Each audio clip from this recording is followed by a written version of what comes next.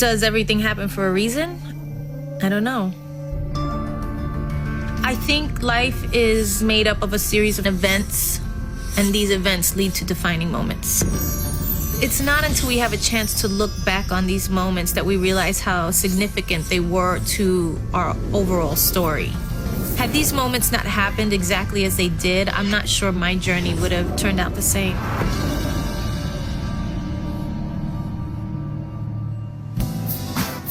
The Bronx, New York. July 24th, 1969, Jennifer Lynn Lopez is born. The starting point, the beginning of a very intricate chain of events that would create Jennifer's story. The Lopez household on Black Rock. I don't know, it was kind of just a regular New York, Bronx, Puerto Rican household. Jennifer was in the 4th grade when we moved to Castle Hill on Lafayette Avenue in the Bronx. It was my 2 sisters. We shared a room. We shared a bed. I wanted them to be close as sisters. They always had each other to play with, which was wonderful. And I always thought, well, I have 3 girls, so they don't need friends. Around the Lopez household, we had music. Music and television and musicals and things like that at night. My mom was really into music and movies and things like that, and she kind of instilled that in us. And I guess because my dad worked nights, we had that time to kind of play, and we did. It was a big thing. So the girls were very comfortable around, music and dancing, and that turned into a sort of an expectation for them. I always had the radio on and dancing and singing around the house. The 3 of us were on top of each other all the time, and so that tended to make us, rivals as well as siblings. We all went different ways. We just had different interests. Lupe very much defined roles for us. She was the kind of person who would look at things and thought that you had to be the best at something, and that defined who you were and whether or not you should do something. Leslie was the singer, and I was the athletic one, and Linda was the smart one, and that's kind of how it was. Jen was the daredevil, I guess. She turned to sports. She wanted to play baseball, she wanted to run track. My dad was the coach, so, we thought, okay, well, she's going to go the sports way. From the time I can remember, from when I was very, very little, there was 2 things that came supernatural to me that I was great at, and one of them was dancing. The other one was running. I guess metaphorically and physically, both. I was a runner. Jen was very athletic and very beautiful.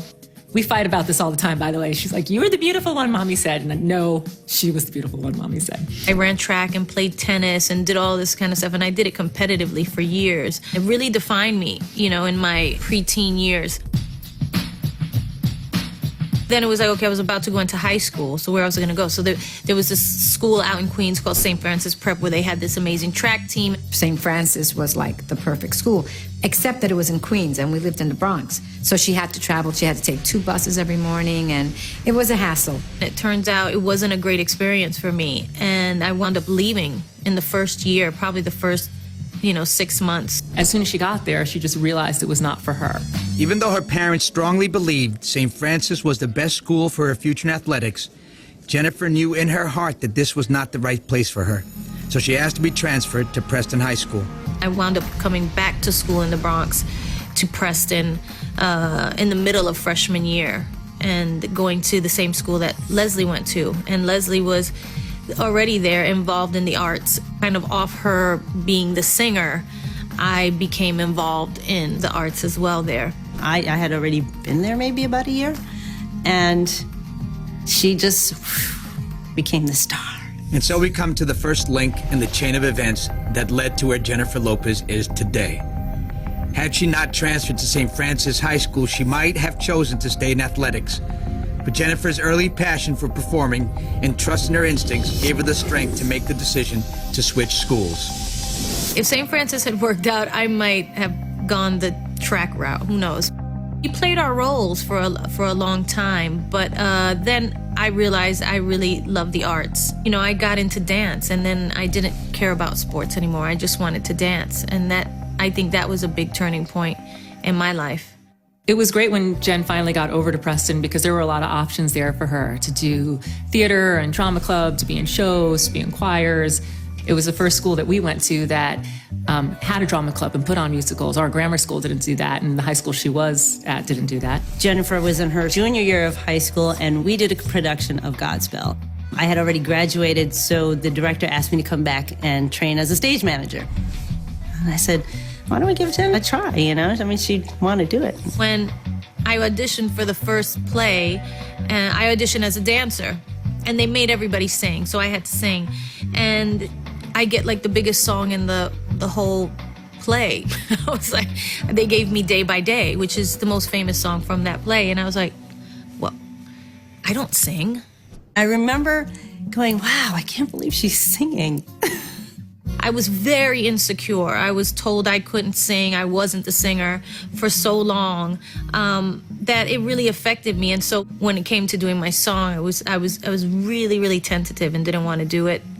I remember sitting there like almost clenching my hands, like, what are you doing? You can do this. You can do this. And, you know, there was something that was sort of holding her back or making her really nervous about it. And so it manifested in her not performing the way she wanted to. It was a disaster.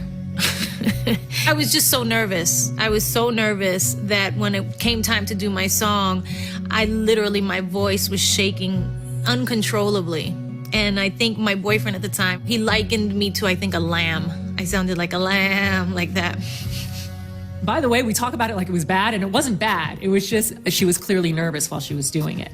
That was the first time I was breaking out of the labels that were put on me by other people, which I think became a theme in my life after that. So much so that I didn't even realize it.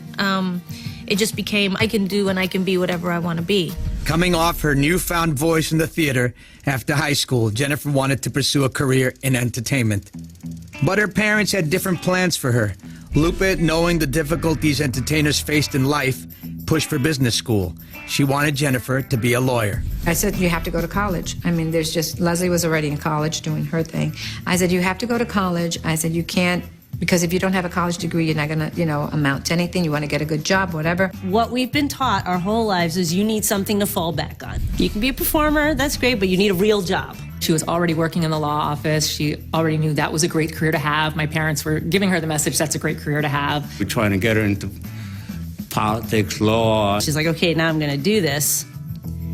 And that's where we kind of thought where she was gonna be. While struggling to find her way at Baruch College in Manhattan, something extraordinary happened one night that would change Jennifer's life forever. One day, as I was about to enter into my second semester, I had a dream, and I remember waking up and going downstairs to my mom and dad. It was a Saturday, and I said, I had this dream that I'm supposed to be in show business. I said, so I don't think I'm gonna go back to school.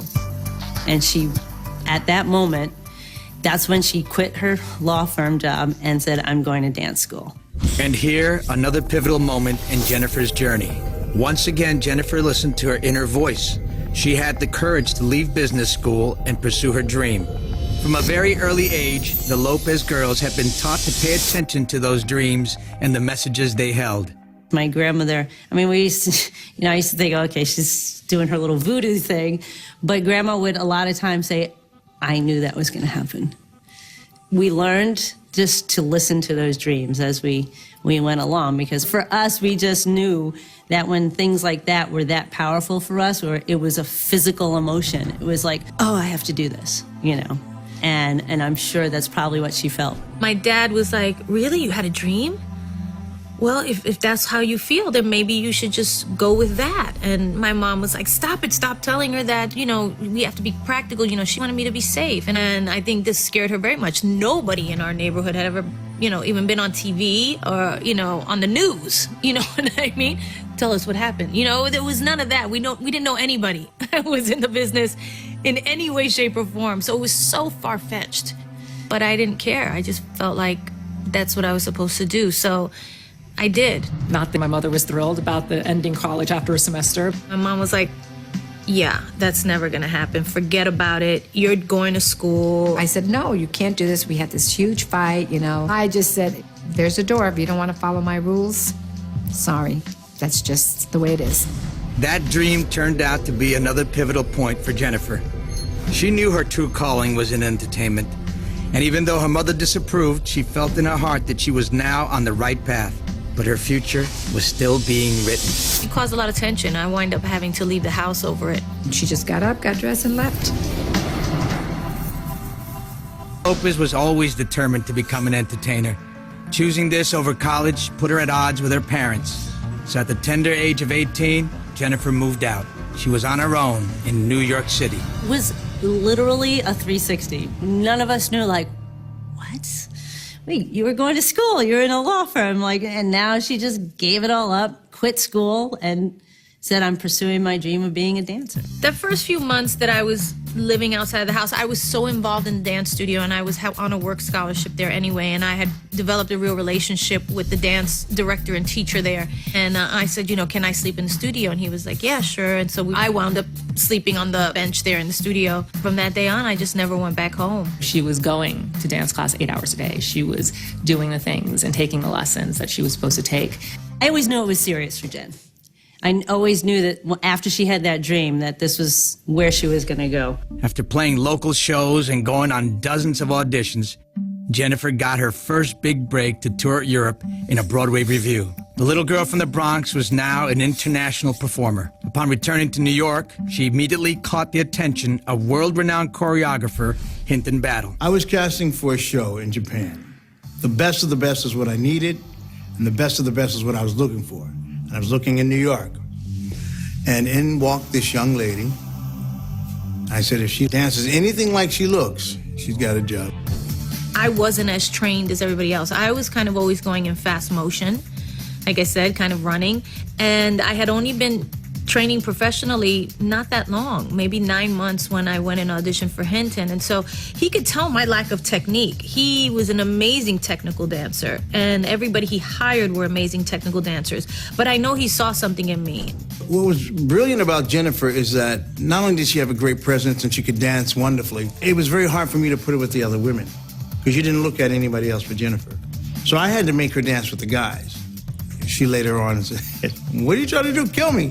I said, no, I'm just getting you ready. And he put me, like he said, in the front with two guys, dancing next to two guys. And since then, I've only danced with guys. It's funny, you know, it kind of set my tone for my style, you know, and how hard I danced from those first jobs that I had and working with people like Hinton Battle. Hinton became instantly enamored with Jennifer and cast her in several of his future stage productions. But it was a production of an entirely different kind that she was next attracted to. The audition for In Living Color came up. It was going to be a huge open call. They wanted to see thousands of girls. They were going to find the one girl of the thousands of girls who would be the new fly girl on In Living Color, which had already been on TV a year. It was a huge deal. Everybody wanted to be a part of it. When I came to New York, it was like a circus. There was literally like 1,500 girls at that time.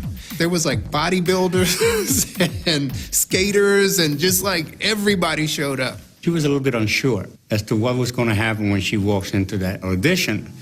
And I just told her, you know, Jennifer, just be yourself. People are going to notice you, and you're going to light up that room. He's like, well, you're going to get it. And I remember walking away thinking, I think I might get it.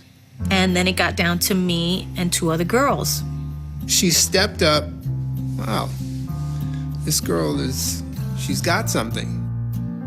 I'm expecting this to be a slam dunk.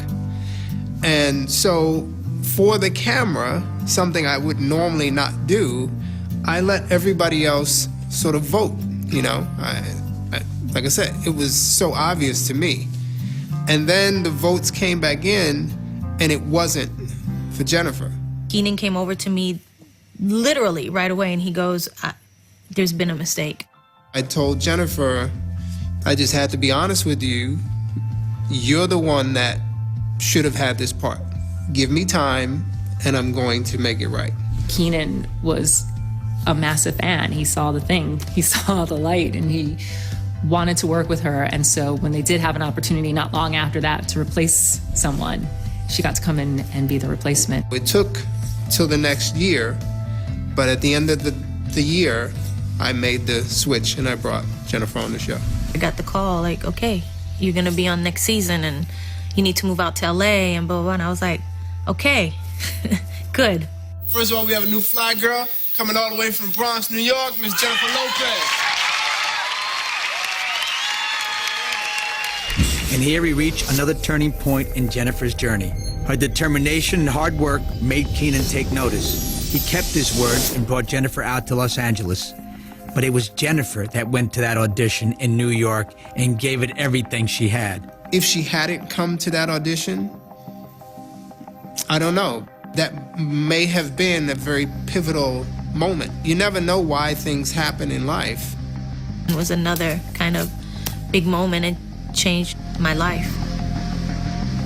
You know, you could probably tie it back to the dream and realizing that that was such a powerful experience for her to realize, like, you know, your path is here. And you just, whatever you have to do to get there, you need to get there. Doesn't matter, because you can have it. It's funny, I think of that Godspell, that day-by-day moment where, you know, she got a little derailed and this didn't happen the way I wanted it to, it didn't come out perfectly. And having that moment after of, there's no reason this train should derail. I can do this. If I know I can do this, the train just keeps going down this path. I did the first season, and right away, LA was like the loneliest place in the world for me. I kept flying back to New York every weekend. I hated living in LA. It was really, really a tough time for me. One of the other fly girls was going to an acting class, and she was like, come to acting class. And I was like, yeah, I want to be an actor. I'm not going to be a dancer for the rest of my life, you know. And in 1993, after just 2 seasons as a fly girl, Jennifer decided not to return for a 3rd season. I auditioned for this pilot, and I got it. And so I didn't wound up not going back to the Fly Girls. I wound up doing this pilot and going, okay, I can do this. I'm going to act. And I just took that leap and took a chance that I didn't need to go back to In Living Color. Jennifer acted in some small roles in TV and does well for a couple years. But then came the day she auditioned for a film called Mi Familia. At that time, this was in 1995, you know, there were no real known Latina actresses. New Line was always pushing me to cast non-Latinos in this film, and I refused to do it. We had this big open audition and brought in all these marvelous actresses, and one of them was Jennifer Lopez. They did not want me for that part, and he made me audition so many times trying to prove to everybody, like, this is the girl for this part. The camera loved her. She was brilliantly talented. And you're sitting there and you're going, this is what I've been waiting for. You're always kind of struggling with that, like, do I belong here? I'm just like this girl from the Bronx who grew up on Castle Hill and who nobody in my world does this. And so to have somebody like Gregory Nava say to me, they kept making me audition you, but I kept doing it because I kept telling them, we have to go with the talent. We have to go with the talent. And I always remember that. It gave me a great boost. She wasn't a dancer who, you know, kind of got into acting. She was a multiple talented young woman. Mi Familia became another turning point for Jennifer.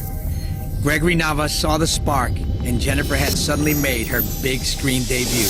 You did have to have the right conjunction of elements. You know, you needed somebody like myself, who was Latino, making a Latino film and saying, you gotta have a Latina in here. You know, fighting for her before you even met her. Then she has to deliver, which she does do. When we did that river scene, when she's in that river with that baby, the water was like 39 degrees. It was freezing. When you watch that movie, you see it's Jennifer in that water.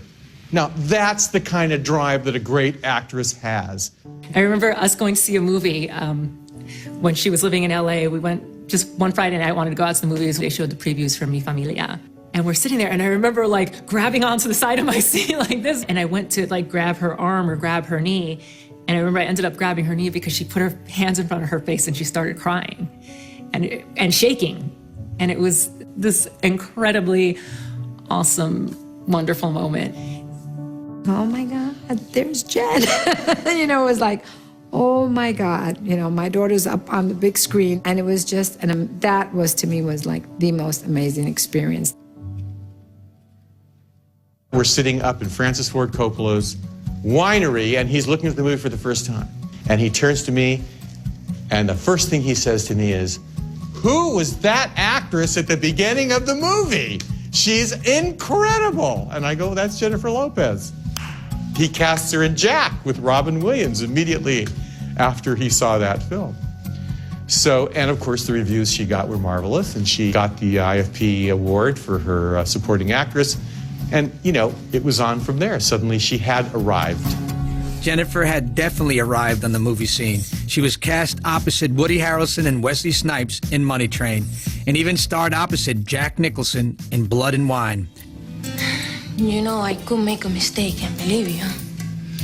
You know, it's a mistake not to believe me. For Jennifer's first starring role, she'd return again to director Gregory Nava. The Selena process was a huge process. I remember I had already worked with Greg Nava in Mi Familia, and he told me, he said, every actress wants this role, wants to play Selena. Her family was, and her father, who were producing the movie, were very specific, not sure that they wanted somebody who wasn't Mexican to play her. And I took Jennifer out, and I told her, I can't offer you this role. This was the role of a lifetime, a role meant for the biggest names in Hollywood. But Jennifer would have to prove that she was the best choice to play Selena. 1996, director Gregory Nava was casting for the biopic Selena. Jennifer was a perfect choice for the part, but had yet to try out for the coveted role. I said, so I can't offer you this part. You have to audition for it. And I said, okay, I'll audition. I didn't even think twice about it, I remember. I just kind of dove head first into the role. I saw every piece of tape, everything I could do to get the essence of who Selena was. I had auditions and screen tests and photo shoots. I had to show all the audition tapes to the family. They said, this is the young woman that we want to play our daughter. She really saw it as like, that's the next step for me. I'm in a starring role in the movie. I'm not just part of an ensemble cast. The first musical number that we filmed for Selena was the Houston Astrodome concert. We had 35,000 people. It was a big moment. I had seen the tape of Selena in that last concert so many times, where she came in on the white carriage and the horses and the people and waving, and then when she hit the stage, the lights went down and she went up there in that purple jumpsuit and the whole thing. How you doing, Houston, Texas? She went out there and she nailed it. How you doing, Houston, Texas? They went, it's Selena! You'd think that the Alamo Dome suddenly lifted off the ground. The energy was so intense. Jennifer got paid $1 million for playing the role of Selena, making her the first Latino actor to hit that mark. I don't think for Jennifer it was really about the money so much as saying, hey, I've won this, I have the talent to do this, and the studio should pay me what they pay everybody else. Everybody was so proud of that. It was so huge, you know? It was one of the things that people dream of, a stepping stone, the first. And here, another important moment. Diving headfirst into her portrayal of Selena, Jennifer realized how much she loved to perform in front of a crowd. A new chapter in her career was inevitable. There are times in a person's life where everything comes together in a moment.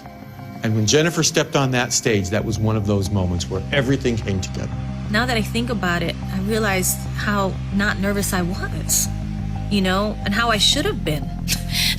I don't even know why I wasn't nervous, but I wasn't. It was always a very natural place for me being on stage, because it also made me realize, like, life is short and you have to live for the moment and you have to do what you feel like doing, because you never know what's going to happen. And it really taught me that. Selena earned Jennifer a Golden Globe nomination for Best Actress. Hollywood had definitely taken notice. She was quickly cast to star in the film U-Turn, directed by Oliver Stone. She really came through, and she was one of the strongest things in the film. She had sensuality, and she was hungry. She filled the screen, there was no question. I thought she'd probably stay in movies, but she seemed to cross over. Sometimes you have too much talent, and it's hard to decide what position you're going to play. Even while Jennifer continued her acting career, her passion to sing would drive her next decision. I said, you know, as soon as this movie's over, I'm going to record a demo and just go for it and start my singing career. And it was right after that that I wound up recording my first demo. She got a lot of advice to not do that and to not go that way. And People don't want to see dancers act. People don't want to see actors sing. Nobody wants you to put out a pop album or a dance album or, try to be a rock star. Even though Jennifer's star was rising in Hollywood, she was unsure if anyone would take her singing career seriously. But Tommy Mottala, for some reason, he was the first person. The demo gets to his desk, and he is sort of that next person who sees, okay, I'll be the one who says yes instead of no. Well, I knew about Jennifer because I had seen Selena. The minute that I heard that demo tape, I began to visualize all the possibilities that could happen. The whole package together really represented something special for us. Tommy took me under his wing from that moment on and introduced me to Corey Rooney.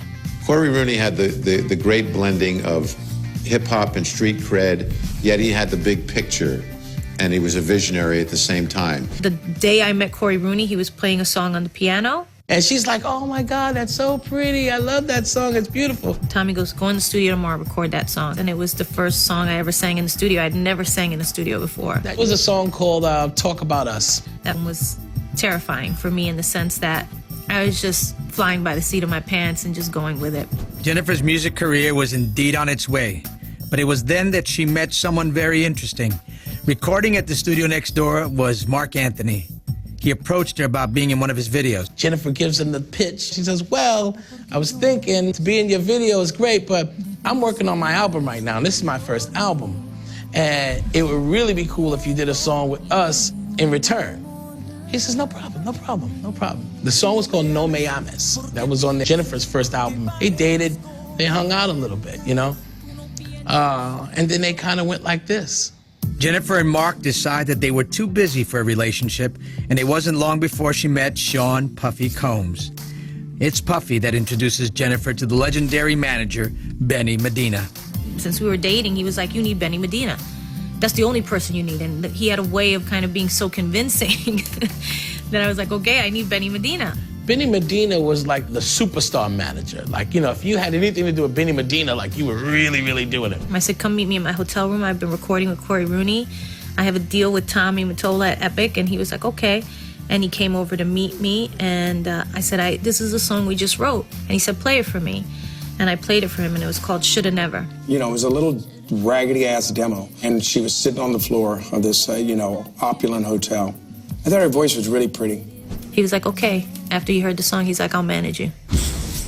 And here, another pivotal moment for Jennifer. Had she never met Puffy, would she have met Benny Medina, the man who would ultimately guide her career to superstardom? Probably one of the biggest moments of my career was when I met Benny Medina. Benny Medina was always there as a big supporter and always behind everything that Jennifer wanted to do. If there was no Puffy and Jennifer, then there would have never been a Benny and Jennifer. I wish I could tell you that I knew what I could cultivate about Jennifer's talents in our first meeting. All I really knew was that she was magic.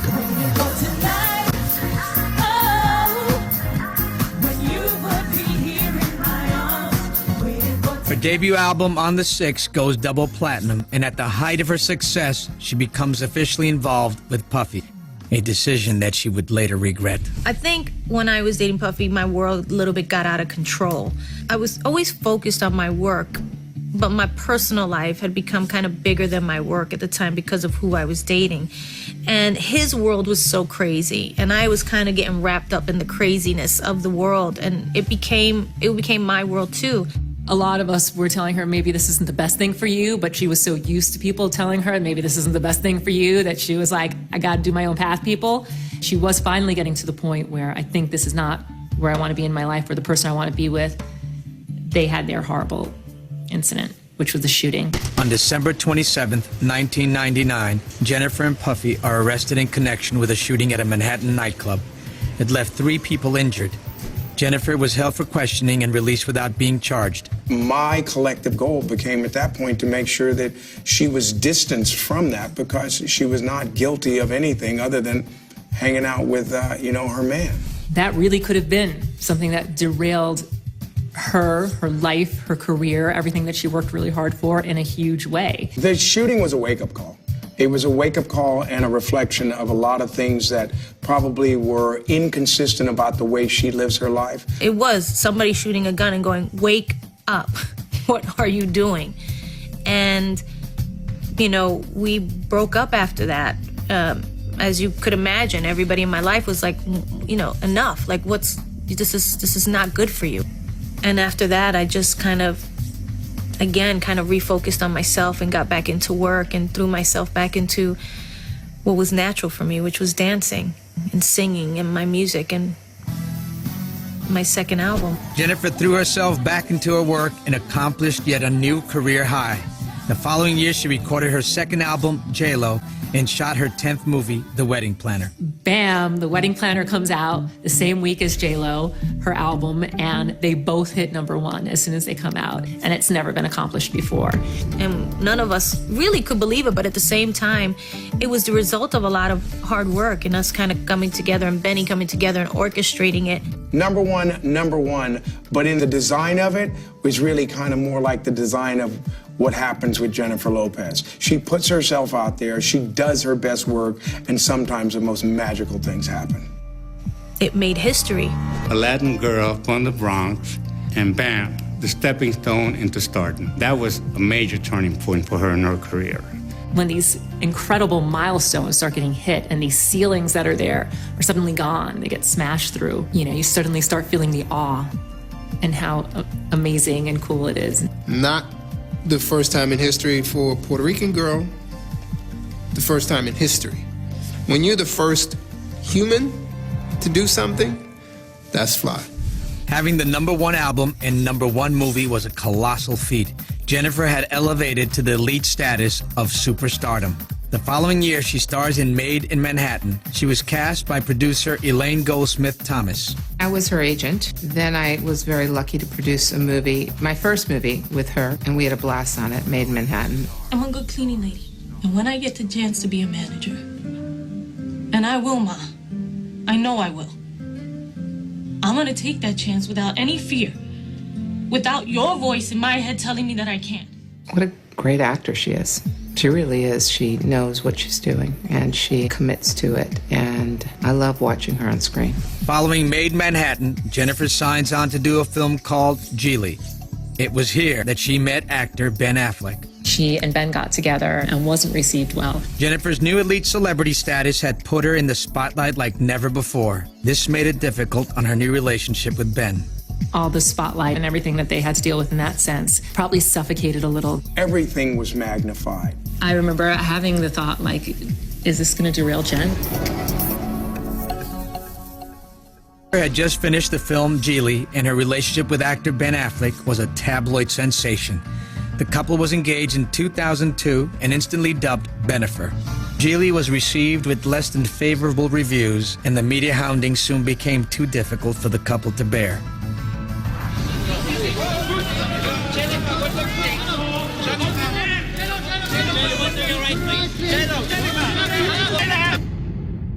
It was a combination of Gigli the movie, Bennifer the relationship, how people perceived it, and it made the whole thing too ugly. They were sort of the beginning of tabloid culture as we know it now, you know? Unfortunate as that is, all the spotlight and all the pressure and everything that they had to deal with in that sense didn't allow them to breathe and what they needed to do and work.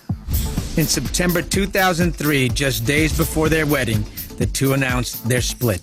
It was a real big heartbreak. I didn't know that it was going to be this bad. I think that Jennifer always gets through a situation eventually because she always tries to keep it positive, you know?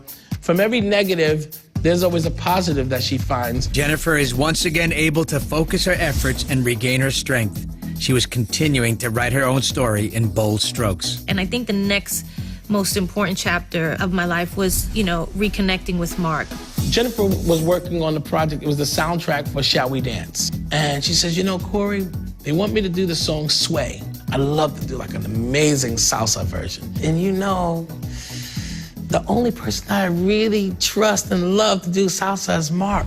While working on Shall We Dance, Jennifer realized that she still had feelings for Marc. The two were married 5 months later. Marc and I always had a tremendous chemistry. We always got along. He always made me laugh until I cried. We had an amazing work chemistry together. We had tremendous respect one for the other and what we did as artists. And here we reach the next key link in Jennifer's journey. Had she not worked with Marc on Shall We Dance, would she have ended up reconnecting with him? When something's destined, it's destined. It's kind of like we both knew, oh, we were starting something, again, that was destined, that maybe we got away from a long time ago, but kind of came back around.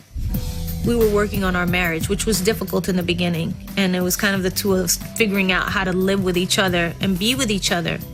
We were both very powerful people, both very, kind of controlling in our own way, and it was trying to figure that out. We got into a really good groove after the first kind of bumpy year. With a new outlook, the married couple continued working together on projects. They co-starred in the film El Cantante. Coincidentally, the film's choreographer was Jennifer's old friend, Hinton Battle.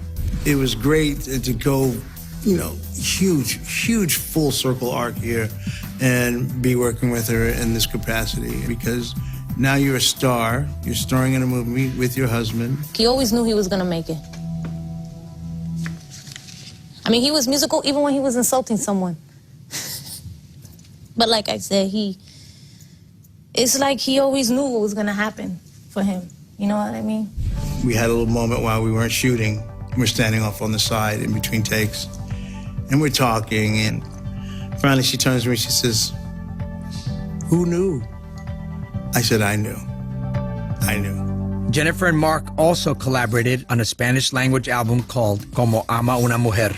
The record got like this big response, and also the video came out and had this big response. I think that gave Jennifer something that she didn't have before, gave her a different confidence in knowing that her people were for her. Jennifer was once again at the top of her career, but in her personal life, she still felt that something was missing. I was wondering why I wasn't getting pregnant. I just wasn't, And I just remember being in the kitchen with my dad saying, Daddy, maybe my life is about something else. And I said, having children is good. It makes you grow. It gives you other responsibilities, other things that you never had before. I said, but maybe that's not what my life is supposed to be. Maybe my life is about other things. So I told her, you don't have to be just that. You can do both. You have the wherewithal, you have the resources, you have the people, you have everything. I guess it had never occurred to me that you could really be both. I realized it was my own mind that was keeping me. Like maybe I didn't deserve it, or I was something else other than that. And the next month I got pregnant. On February 22nd, 2008, Jennifer gives birth to twins, Maximilian and Emmy. Here's a woman who's a great actor, a great singer, and most importantly, a phenomenal mom. When you add, singer, actress, dancer, and mother, she's better at that than she is all of them. From the minute the kids were born, I knew that this was, at this moment, the best thing she had ever done, the most amazing experience in her life. Of all the productions that she's done, that was the greatest production ever. Her children. After taking some time off to be with her new family, Jennifer's manager, Medina, presented her with an offer that was a little out of the ordinary. American Idol really came about because Simon Fuller brought it up one day and simply at a lunch, and I took it to Jennifer, and they were big fans of the show already, so it wasn't that much of a stretch. I didn't think it was gonna be a good idea because people like to criticize her. People like to bust her balls about everything. Everyone said, don't do American Idol, myself included. I thought, what? Wait, you're gonna host it? I remember everybody in my life telling me, please do not do this. While we have a lot of advisors and a lot of people who second guess us a lot of times, her instincts usually drive the decision. I felt like it would be a good idea, but it was her knowing that it would be that and confirming it that made us all agree, in spite of everybody else's opinion. So let me just go do it. And Benny was the only one who really was like, if your gut says that you should do it, let's do it. Let's do it. In September of 2010, Fox Television announced Jennifer Lopez is the new judge on American Idol. Once again, doing the unexpected, Jennifer had created another defining moment in an unprecedented career. It turned out to be huge turning point for me. I was glad that she did it because people got to see the real Jennifer there. You know, it wasn't acting, it wasn't singing, it wasn't dancing. It was the real Jennifer. They got to see someone who was friendlier than the perceptions of a diva that had been written about. People got to know Jennifer Lopez, and they realized they really liked her. Audiences definitely like Jennifer Lopez because in 2011, amidst the success of Idol, she finds it time to release On the Floor, another career milestone. On the Floor became her most successful song of all time, going triple platinum in the U.S., and the video became the most viewed of all time for a female artist. My record sold millions and millions of records, and I had an amazing time doing that. But after the success of Idol, it was so great, and I had such a great time, and I fell in love with everybody over there, and I didn't want to leave. So I did another season, but in the middle of the first season, my marriage fell apart. And just as Jennifer's career reaches an all-time high, again her personal life takes a blow. Where would Jennifer draw strength from this time? It was devastating to me. Divorced, Jennifer threw herself back into her work like never before. After the success of Idol and that first season, I went back and did a second season, which I never planned to do. I always planned to just do one season. My marriage fell apart. So as I started the second season of Idol, you know, when something like that happens, you start looking for something. How did this happen? How did I get here? What am I doing right now? And again, I kind of just went back to dance again. It's funny, I didn't even mean to do that. Jennifer begins work on her next album, Dance Again. The title track is a metaphor for surviving a rough divorce. The song Dance Again really represents, you go through pain, you go through rain, you go through all kinds of storm and adversity. There's always that moment where you can all dance again and everyone be happy. And that's really what Dance Again is all about.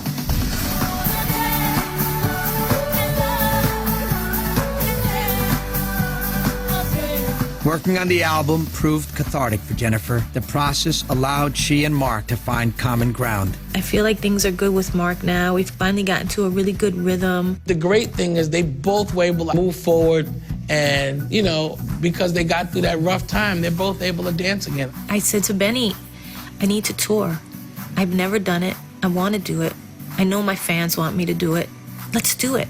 For the first time in her career, Jennifer decides that she wants to launch a worldwide tour. The Dance Again World Tour came about because after great exposure of American Idol and quite frankly after 13, 14 years of never touring, she was looking for something that was a unique and different sort of a challenge. I just wanted to take on something I hadn't taken on before, and I don't know, it's something that I just do, and I don't even think about it at the time. I just knew that I wanted to tour.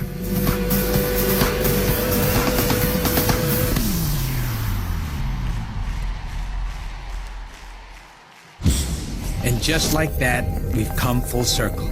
With the Dance Again tour complete and soon-to-be-released film documenting it, we see how all of the elements have come together to make up the person we know as Jennifer Lopez. I mean, when you think about it, you kind of have to look back at Jennifer's whole story and ask yourself, well, what if?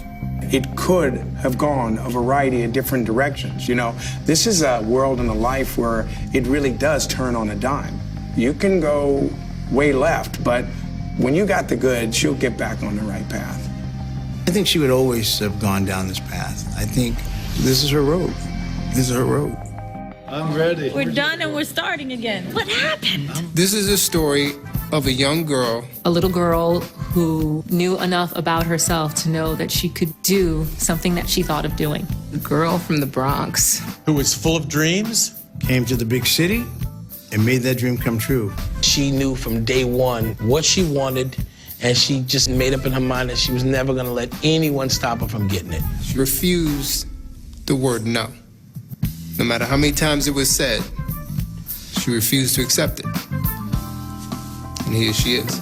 Singer, dancer, actor, no problem. She wanted to make it. She was one of these people that is born for Hollywood. All of the range of what happens in her career, the being Latino on top of it, make Jennifer the consummate performer and brand icon that she is today. I think the biggest turning point in Jennifer Lopez's career was taking that train from the Bronx to New York and making the decision that she was gonna entertain. And here we go. I would want to represent that you can do anything you want to do. You got to believe in yourself and trust your gut. I just always follow my gut feelings. We're capable of multiple things, amazing things. You don't have to be just a singer or just a painter or you can be all of it. You can do anything. And you can do it as big as you want to do it. Nobody stops you but you. The next step in the journey of Jennifer Lopez is, as it always has been, to create and do great work. Next, I think, it's about the businesses that I'm building for future, for me and my children. But it's always going to be the same base. It's always going to be the creative base. It's always going to be the dancer, the singer, the performer, the actress. That's always the basis of it. Everything else kind of comes from that. So what's next? More the same, but bigger and better. Jennifer Lopez has an unparalleled story. Through talent, fearlessness, and self-belief, she has defied the odds. From just another little girl from the Bronx to one of the world's most iconic entertainers, entrepreneurs, and brands, Jennifer Lopez faced the decisions in her life head-on and paved her own path. A path driven by instincts, determination, and hard work. A path that defines her journey.